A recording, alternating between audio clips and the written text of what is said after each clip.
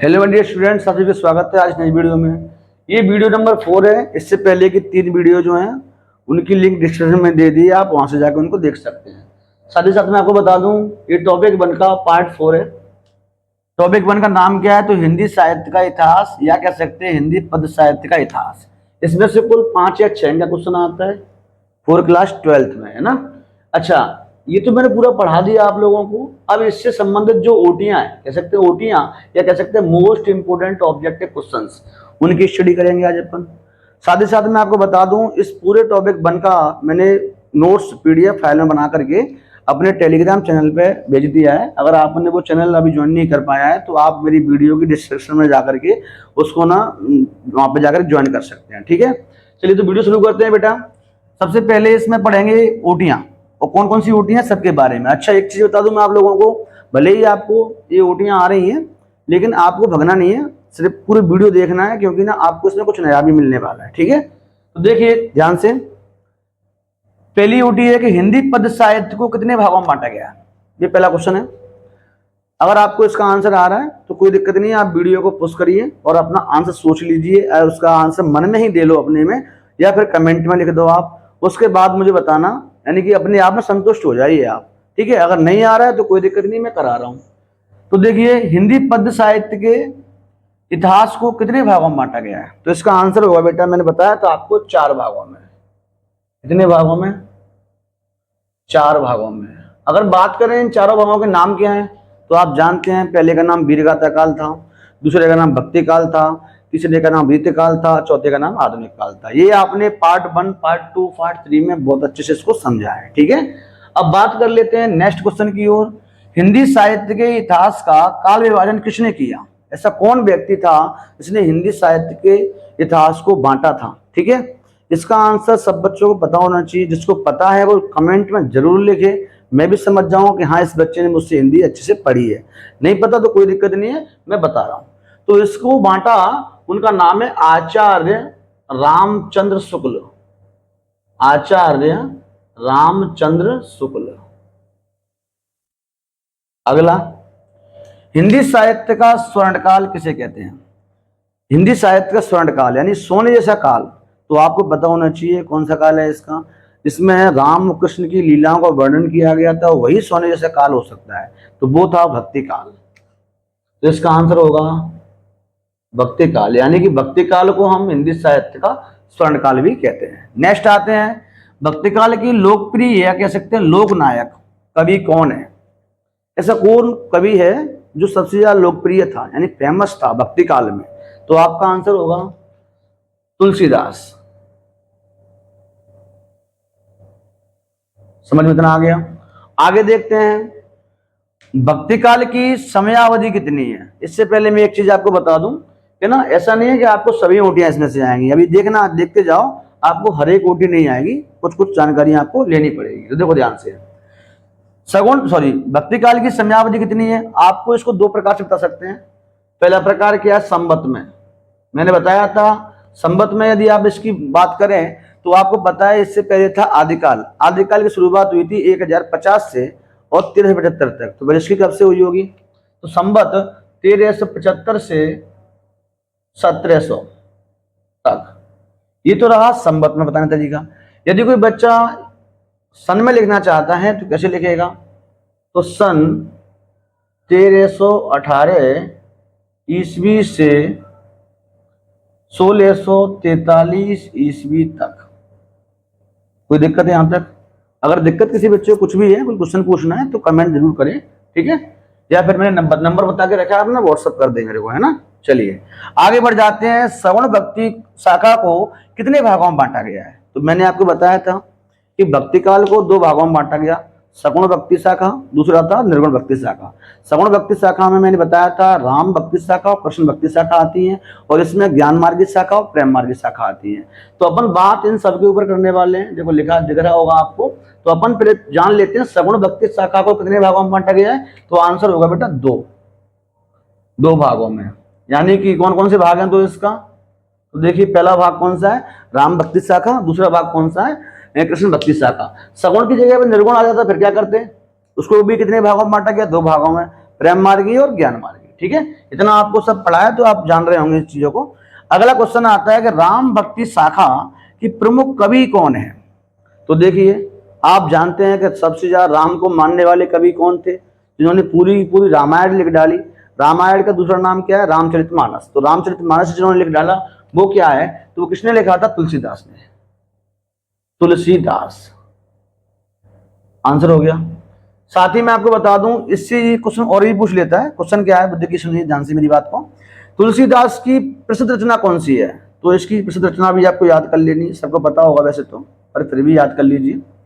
देखो कौन सी है, रामचरितमानस। यानी यहां से दो क्वेश्चन पूछ सकता है आपसे। पहला, राम भक्ति शाखा के प्रमुख कवि कौन है, तुलसीदास जी है। या फिर दूसरा क्वेश्चन पूछेगा आपसे कि तुलसीदास की फेमस रचना कौन सी है, तो आप आंसर देंगे रामचरितमानस। ठीक है, आगे नेक्स्ट पे बढ़ जाते हैं। राम भक्ति शाखा के प्रवर्तक कौन है। प्रवर्तक का मतलब होता है बेटा प्रचार करने वाला। प्रचार करने वाला जिसने इसको आगे बढ़ाया। तो आप लोगों ने कहीं भी रामायण देखा होगा, जो पुराना वाला रामायण है उसको, तो आप जब उसको शुरू में जब देखेंगे तो नाम वगैरह लिख के आते हैं उस पर, तो नाम में आप पढ़ेंगे कि रामानंद सागर जी का नाम आता है। ये रामानंद सागर जी ने इसको आगे बढ़ाया, राम भक्ति शाखा को पूरे देश में फैला दिया। ठीक है, तो वो कौन है, रामानंद। तो रामानंद सागर लिख सकते हैं, नहीं तो आप रामानंद लिख देंगे तब भी काम हो जाएगा। ठीक है, तो रामानंद जी ने इसका प्रचार किया था, किसका, राम भक्ति शाखा, या कह सकते हैं राम का प्रचार करने वाले कौन थे, रामानंद जी थे। ठीक है, आगे देखिए, कृष्ण भक्ति शाखा के प्रमुख कवि कौन है।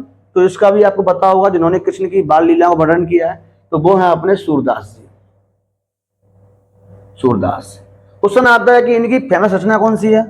तो इनकी रचना है, प्रसिद्ध रचना है, वो है सूर सागर। सूर सागर। ऐसा नहीं है कि इनकी एक ही रचना थी और रचना नहीं है, इनकी रचना है साहित्य लहरी, सूर सारावली, और एक मैंने आपके सामने लिख दी सूर सागर। ये और भी रचना है इनकी। तुलसीदास जी की ऐसा नहीं कि यही है, रामचरितमानस ही है, जानकी मंगल, पार्वती मंगल, ये सब इनकी क्या रचना है। ठीक है, तो आपको एक याद कर लेनी, इससे आपका काम हो जाएगा। ठीक है, नेक्स्ट क्वेश्चन आता है, कृष्ण भक्ति शाखा के प्रवर्तक कौन है। यानी कि जैसे राम भक्ति शाखा के प्रवर्तक कौन थे, रामानंद जी थे। रामानंद जी ने उनको प्रचार किया। साथ ही साथ कृष्ण भक्ति शाखा के प्रवर्तक कौन है, यहाँ पे प्रवर्तक है देखो, तो इसका आंसर होगा वल्लभाचार्य। वल्लभाचार्य। ठीक है बेटा, ये पूरा मैंने इसका सॉल्यूशन आपको पीडीएफ फाइल में भेज दिया है, आपको बस याद कर लेना है। समझने का काम आपका यहाँ पे है, तो समझ लीजिए, आपको पूरा लिखा हुआ मैंने पीडीएफ फाइल में भेज दिया है। किसी बच्चे के पास अगर पीडीएफ नहीं पहुंच पाई है तो मुझे अपना नाम लिख के यहाँ पे इस नंबर पर व्हाट्सअप कर दे, मैं उसको पीडीएफ भेज दूंगा। ठीक है, आगे देखिए, ज्ञान मार्गी शाखा के प्रमुख कवि कौन है। तो इसका आंसर होगा बेटा कबीरदास। कबीरदास जी हैं।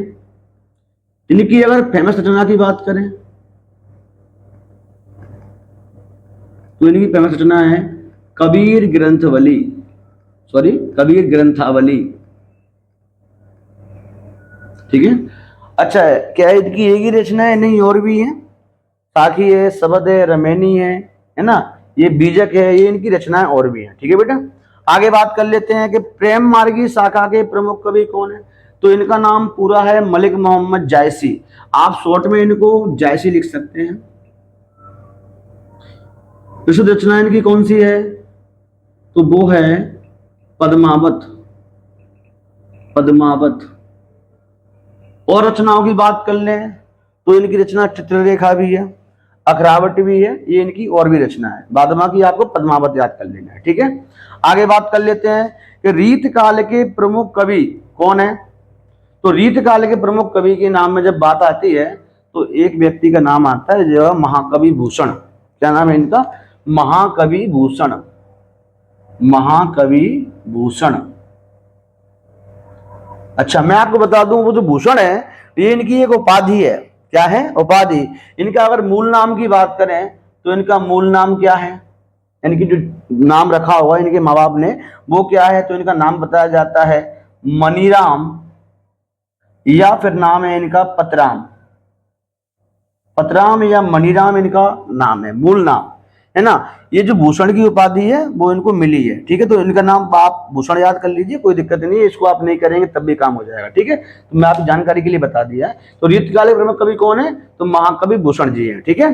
अगर नेक्स्ट क्वेश्चन की बात करते हैं तो रीतकाल में वीर रस की कविता किस कवि ने की।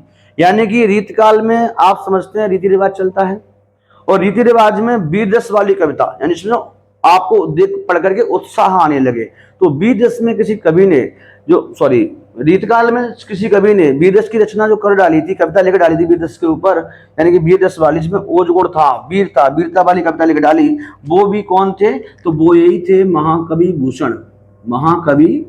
भूषण। इनका नाम आप याद कर लें, ठीक है बेटा। ये इनकी भूषण एक उपाधि है, ठीक है। आगे देखिए, रीतकाल के काव्य का मुख्य विषय क्या था, यानी रीतकाल में, इसको आप याद करने के लिए थोड़ा सा दिमाग लगाइए, ट्रिक बता रहा हूं आपको, ऐसे याद हो जाएगा। रीतकाल में क्या है, रीति रिवाज, और रीति रिवाज कहाँ होते हैं, शादी विवाह में होते हैं, समझ गए। और शादियों में दूल्हा दुल्हन जो होते हैं ना, उनका श्रृंगार किया जाता है, समझ गए मेरी बात, श्रृंगार किया जाता है ना।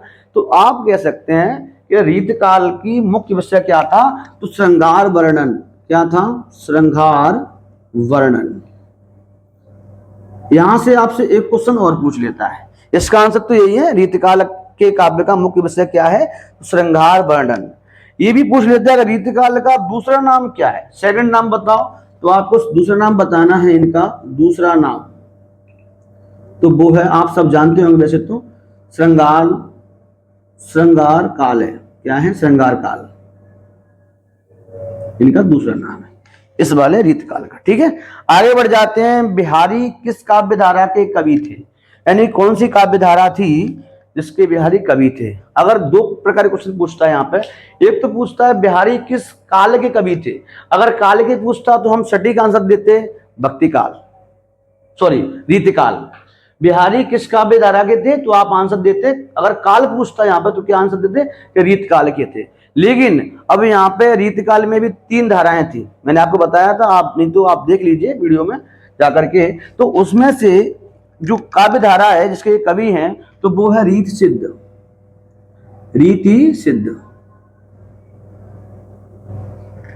ठीक है। तो रीति सिद्ध काव्य धारा आप इसका आंसर देंगे।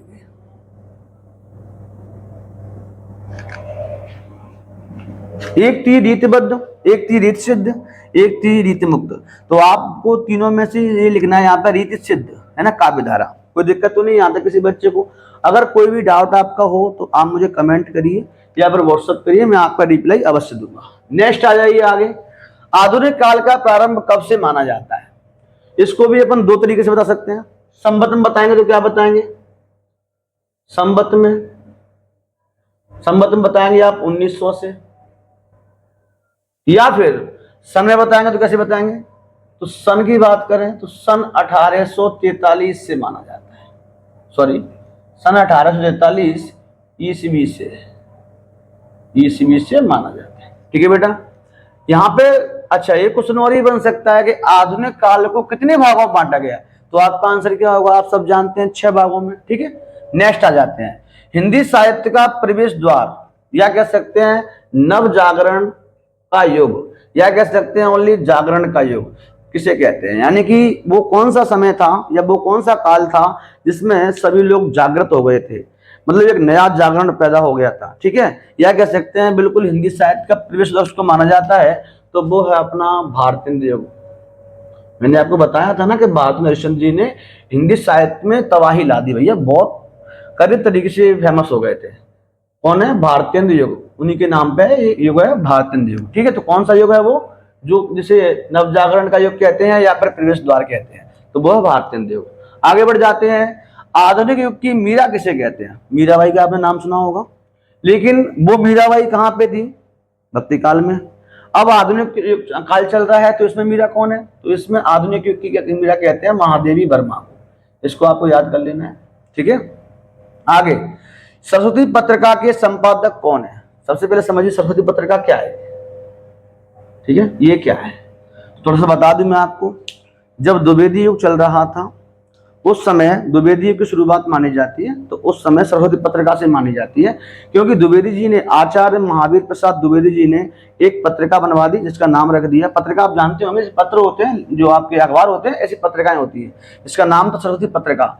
ये पत्रिका पूरे देश में, मतलब जहां पर वो रहते थे उस पूरी जगह में क्षेत्र में फैला दी, और इससे सबको मालूम कर दिया कि नव जागरण की शुरुआत हो गई, ऐसा मालूम कर दिया। मतलब सरस्वती पत्रिका के माध्यम से नव जागरण का संदेश जन जन तक उन्होंने पहुंचा दिया। वो कौन थे? आचार्य महावीर प्रसाद द्विवेदी जी थे। ठीक है, तो इसके संपादक कौन है, फिर किसने पहुंचाई है? तो इसके आंसर होगा आचार्य महावीर प्रसाद द्विवेदी। तो आप महावीर प्रसाद द्विवेदी लिख दें, ओनली काम हो जाएगा, महावीर प्रसाद द्विवेदी। ठीक है बेटा, ये कौन थे? सरस्वती पत्रिका के संपादक, निर्माता थे। ठीक है, अब देखिए नेक्स्ट क्वेश्चन आता है, प्रगतिवाद का मूल स्वर क्या है? मैंने आपको बताया था प्रगतिवाद में क्या हो रहा है, जो अमीर लोग थे वो गरीबों का क्या कर रहे, शोषण कर रहे थे, मतलब कहीं ना कहीं उन पर गुलामी करवा रहे थे। तो यहाँ पे कवियों ने क्या किया, उस शोषण के प्रति विद्रोह किया। तो मेन थीम क्या है इसकी, स्वर क्या है मूल इसका? तो इसका आंसर देंगे शोषण के प्रति विद्रोह। ठीक है बेटा, नेक्स्ट बढ़ जाते हैं। छायावाद के प्रतिनिधि या कह सकते हैं सबसे पहले कवि, प्रथम कवि कौन थे? तो इसका आंसर होगा जयशंकर प्रसाद। जयशंकर प्रसाद ये भैया सबसे पहले कवि हैं, इन्होंने छायावाद की शुरुआत में ही अपना दबदबा पेश कर दिया था। आगे देखिए, छायावाद के आधार स्तंभ कौन है? मतलब ऐसे कौन कौन से कवि हैं जो छायावाद के स्तंभ माने जाते हैं, खंबे माने जाते हैं? जैसे कि मकान होता है, मकान के खंबे होते हैं, तो मैं कहूँ कौन कौन से खंबे ऐसे हैं जो मकान का आधार है? तो आप बता देंगे कि सर ये खंबा है, ये मकान टिका हुआ है। जैसे नॉर्मल मकान की दीवार जो होती है या नींव होती है, वो क्या होती है? उसका खंबा, स्तंभ होता है पूरा, इससे मकान पूरा टिका रहता है। ठीक है, ऐसे ही छायावाद में कुछ महान कवि हुए जिन्होंने क्या किया था, पूरे छायावाद में अपना दबदबा बना करके रखा था। ठीक है, तो वो कौन है? तो देखिए थोड़ा सा ध्यान से इसको समझ ले लेते हैं। पहले हैं जयशंकर प्रसाद पहले। दूसरे हैं सुमित्रा नंदन पंत। ठीक है, तीसरे हैं महादेवी वर्मा। और तीसरी हो गई ये, चौथी है निराला। तो इसका नाम बोलेंगे सूर्यकांत त्रिपाठी निराला। अब सर आपने इतने लंबे लंबे नाम बता दिए, हमें तो याद ही नहीं रहेंगे। कोई दिक्कत नहीं है, इसको आप ट्रिक से याद कर लें। ट्रिक क्या है थोड़ा देखिए ध्यान से। ट्रिक है आपकी प्रशमन, ये वर्ड आप याद कर लो। प्र से आएगा प्रसाद, सु से आ जाएगा सुमित्रानंदन, म से आ जाएगा महादेवी वर्मा, और न से आ जाएगा निराला, यानी कि सूर्यकांत त्रिपाठी निराला। इस ट्रिक को आप फॉलो कर सकते हैं और इससे इन चारों के नाम याद कर सकते हैं। फिलहाल मैं चारों के नाम यहाँ पे लिख देता हूं। पहले का नाम क्या है, थोड़ा शॉर्ट में लिख देता हूं, प्रसाद, पंत, महादेवी वर्मा और कौन से, निराला। ये चारों जो कवि हैं, इसमें एक कवित्री है, बाद बाकी 3 कवि हैं। बेटा छायावाद के आधार स्तंभ माने जाते हैं। छायावाद पूर्ण रूप से नींव पर टिका हुआ था। ठीक है, आगे बात कर लेते हैं प्रयोगवाद के जनक कौन है। ये सब आपको पता होगा कि प्रयोगवाद की शुरुआत जो हुई थी वो किसने की थी? तो वो की थी अज्ञेय जी ने। अज्ञेय, इनका पूरा नाम भी सब बच्चों को पता होगा, डॉक्टर सच्चिदानंद हीरानंद बादशाह अज्ञेय। मैंने बताया था जब प्रयोगवाद आपको पढ़ाया था, उसको आप जाकर देख लेना, पार्ट 3 में मैंने पढ़ाया है, तो उसमें इनका पूरा नाम बताया, प्रयोगवाद के बारे में भी बताया है। ठीक है, तो अज्ञेय जी थे इसके जनक माने जाते हैं। यहां से 2 क्वेश्चन और भी बन जाते हैं कि ना, इस प्रयोगवाद की जब शुरुआत हुई थी ना, वो एक तार सप्तक से हुई थी, या कह सकते हैं इस प्रयोगवाद में एक तार सप्तक का प्रकाशन किया गया। तार सप्तक क्या होता है? तार सप्तक कुछ नहीं है, 7 कवियों को मिलाकर के, उनकी रचनाओं को मिलाकर के एक संगठन बना लिया, मतलब उनकी रचनाओं को एक नई पुस्तक में लिख दिया गया। तो वो जो पुस्तक है उसका नाम है तार सप्तक। समझ में बात आ गई? 7 कवि हुए, उन्होंने अपनी अपनी कविताएं लिखी, कविताओं को एक पुस्तक में नोट कर दिया गया, उसका नाम है तार सप्तक। तो क्वेश्चन पूछता है कि प्रथम तार सप्तक कब लॉन्च हुआ, या कैसे कब प्रकाशन हुआ उसका? तो उसका आंसर होगा 1843 में। ठीक है, कोई दिक्कत तो नहीं है, सॉरी 1943 में, 1843 नहीं 1943 में। अगला आता है कि दूसरा तार सप्तक का प्रकाशित हुआ, तो इसका आंसर होगा 1951 में। ये आपको दोनों ऊँटियां दिमाग में रखनी है, इनको लिखा नहीं है मैंने, आप दिमाग में रखिए। प्रथम तार सप्तक कब हुआ, तो वो हुआ 1943। दूसरा कब हुआ, तो वो हुआ 1951 में। किसने किया इनका प्रकाशन, तो अज्ञे जी ने किया था। ठीक है, इतना आपको दिमाग में रखना है। आगे जो लास्ट ऊँटी है उसकी बात कर लेते हैं। तो ये राष्ट्र कवि किसे कहते हैं, कौन है जो राष्ट्र कवि की उपाधि इसको मिली है, तो वो है बेटा मैथिली शरण गुप्त। मैथिली शरण गुप्त। इनको ये उपाधि किसने दी, तो इनको ये उपाधि दे दी गई थी गांधी जी ने। किसने दी थी, गांधी जी, गांधी जी ने दी थी। ठीक है, साथ ही साथ मैं आपको बता दूं, ये तो अपने राष्ट्र कवि है ही मैथिली शरण गुप्त जी। तो इनके अलावा एक और कवि हैं जिनको भी राष्ट्र कवि की उपाधि मिल चुकी है, वो उनका नाम है रामधारी सिंह दिनकर। ये आपको दिमाग में रखना है, रामधारी सिंह दिनकर। उनको भी मैथिली शरण गुप्त की तरह राष्ट्र कवि की उपाधि मिली है, लेकिन सबसे पहले इनको मिली थी, इसलिए सबसे पहला राष्ट्र कवि जो किसी को माना जाता है तो वो है मैथिली शरण गुप्त जी। और इनको किसने दी थी, तो गांधी जी ने दी थी। आई होप कि आपको 25 की 25 ऊँटियां समझ में आ गई होंगी। फिर भी कोई डाउट अगर किसी बच्चे का रह गया हो तो मुझे कमेंट कर दें। और अगर आपने इसकी फेयर वगैरह नहीं बनाई है तो आप इसकी फेयर बना लें, जिससे क्या है ना, आपको याद करने में परेशानी नहीं आएगी। इकट्ठे कल पे मत टाला करो हर काम को, कुछ काम आज के आज ही कर लिया करो। फेयर तुम्हें बनानी है तो देखो आज की आज ही बनानी है। ठीक है, अगर आप कल पे टालते जाएंगे तो भैया आप एक दिन ऐसे समय में आ जाएंगे कुछ दिनों के बाद में कि जब आपको लोड बहुत ज्यादा हो जाएगा, फिर आपका याद करने में मन नहीं लगेगा। इसलिए साथ साथ याद करते जाइए, साथ साथ फिर बनाते जाइए, और ऊँटियां भी साथ साथ में करते जाइए। ठीक है, ठीक है, तो आज के लिए इतना ही। थैंक्स फॉर वॉचिंग, है ना। कोई भी डाउट है तो आप मुझे कमेंट कर सकते हैं। और साथ ही साथ बता दूं, टेलीग्राम चैनल को जरूर ज्वाइन कर लेना, क्योंकि वो आपके लिए बहुत इंपॉर्टेंट होने वाला है। उसमें मेरा कोई फायदा नहीं है, फायदा में ये समझो कि अगर मान लो आज कोई बच्चा मुझे व्हाट्सएप पे ऐड हो भी जाता है, तो व्हाट्सएप पे अगर मैं पीडीएफ भेजूंगा तो वो नई जो आएंगी वो उसके पास पहुंचेंगी, पुरानी वाली पीडीएफ को मुझे फिर से भेजना पड़ेगा।